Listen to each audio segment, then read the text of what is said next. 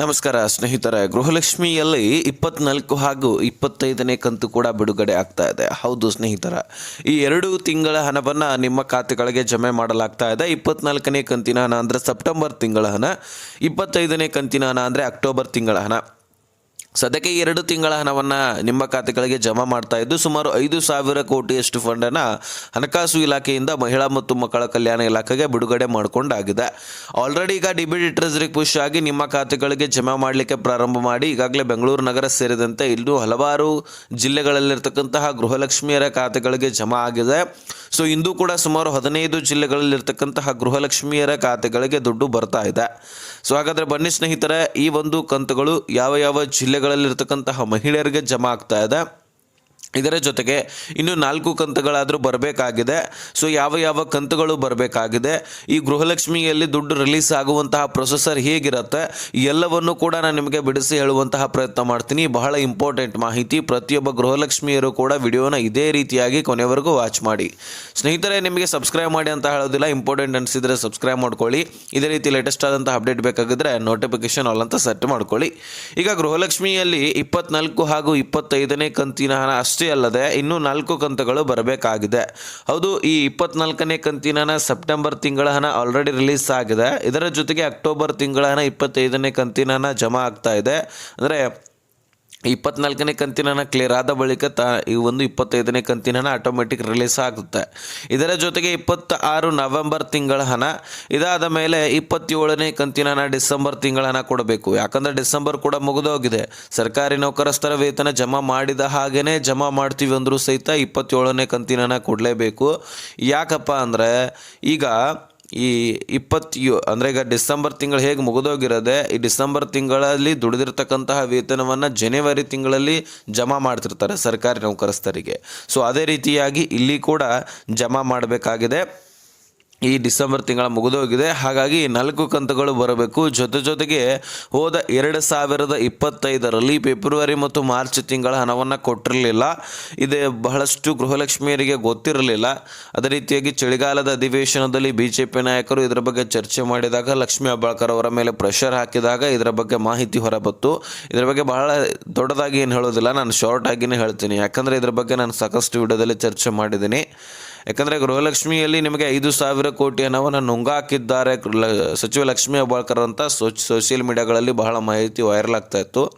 ಅಲ್ಲಿ ಕೂಡ ನೀವು ನೋಡಿರಬಹುದು ಅಥವಾ ನೋಡದೇ ಇರಬಹುದು. ಆದರೆ ಒಂದು ಸ್ವಲ್ಪ ನಾನು ಶಾರ್ಟಾಗಿ ಹೇಳ್ತೀನಿ. ಇದ್ರ ಬಗ್ಗೆ ಚರ್ಚೆ ಆಗ್ತಾಯಿತ್ತು. ಯಾಕಂದರೆ ಯಾವುದೇ ಅಭಿವೃದ್ಧಿ ಕಾರ್ಯಗಳಾಗ್ತಾ ಇದ್ದರೆ ಅಲ್ಲಿ ತಡೆ ಒಡ್ಡಿದ್ರೆ ಅಥವಾ ಅದು ನಿಂತೋದ್ರೆ ಅದ್ರ ಬಗ್ಗೆ ಕೇಳೋದು ಪ್ರಶ್ನೆ ಈ ವಿರೋಧ ಪಕ್ಷದ ನಾಯಕರ ಕರ್ತವ್ಯವಾಗುತ್ತೆ. ಹಾಗಾಗಿ ಇದನ್ನು ನುಡಿದಂತೆ ನಡೀತಾ ಇದ್ದೀವಿ.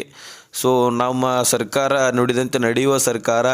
ಈ ಗೃಹಲಕ್ಷ್ಮಿ ಅಷ್ಟೇ ಅಲ್ಲ, ಎಲ್ಲ ಯೋಜನೆಗಳನ್ನು ನಾವು ನಡೆಸ್ತಾ ಇದ್ದೀವಿ, ಸರಿಯಾಗಿ ಕೊಡ್ತಾ ಇದ್ದೀವಿ ಅಂತ ಹೇಳ್ತಾನೆ ಇದ್ದಾರೆ. ಆದರೆ ಸರಿಯಾಗಿ ಕೊಟ್ಟಿರಲಿಲ್ಲ. ಹಾಗಾಗಿ BJP ನಾಯಕರು ಆಕ್ರೋಶವನ್ನು ವ್ಯಕ್ತಪಡಿಸಿದ್ದಾರೆ ಚಳಿಗಾಲದ ಅಧಿವೇಶನದಲ್ಲಿ.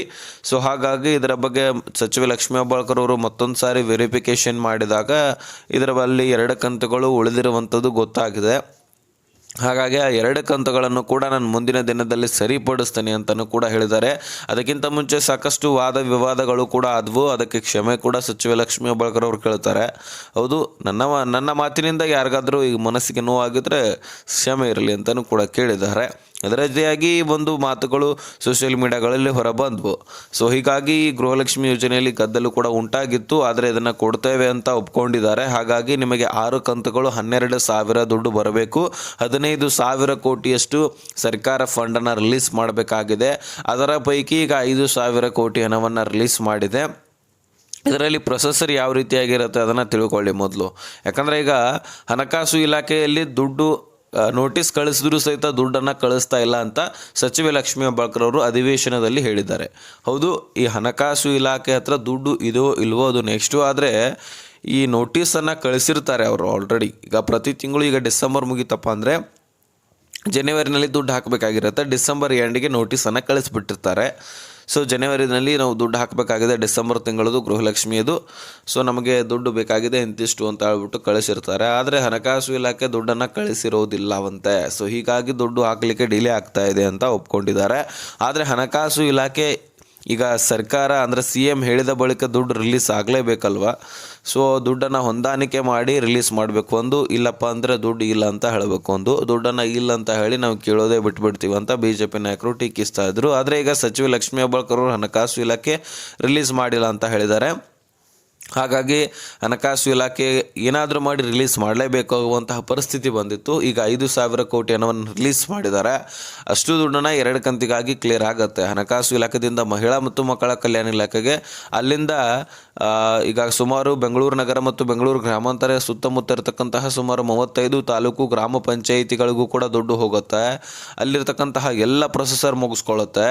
ಅಂದರೆ ಏನೇನು ಪ್ರೊಸೆಸರ್ ಇರುತ್ತೋ ಅದೆಲ್ಲವೂ ಕೂಡ ಮುಗಿಸ್ಕೊಂಡು ಮತ್ತೆ ಮಹಿಳಾ ಮತ್ತು ಮಕ್ಕಳ ಕಲ್ಯಾಣ ಇಲಾಖೆಗೆ ಬಂದು ಅಲ್ಲಿರ್ತಕ್ಕಂತಹ ಅಲ್ಪ ಸ್ವಲ್ಪ ಪ್ರೊಸೆಸರನ್ನು ಮುಗಿಸ್ಕೊಂಡು ಅಲ್ಲಿಂದ DBT ಟ್ರೆಜರಿಗೆ ಪುಷ್ ಆಗುತ್ತೆ. DBT ಟ್ರೆಜರಿಗೆ ಪುಷ್ ಆದ ತಕ್ಷಣ ಬ್ಯಾಂಕ್ಗಳು ಅಪ್ಡೇಟ್ ಮಾಡ್ಕೊಳ್ತವೆ. ಬ್ಯಾಂಕ್ಗಳು ಅಪ್ಡೇಟ್ ಮಾಡಿಕೊಂಡು ಸೊ ಈಗ ಒಮ್ಮೆಲೆ ದಿಢೀರನ್ನೇ ಸ್ಪೀಡಾಗಿ ಜಮಾ ಮಾಡಲಿಕ್ಕೆ ಹೋಗೋದಿಲ್ಲ.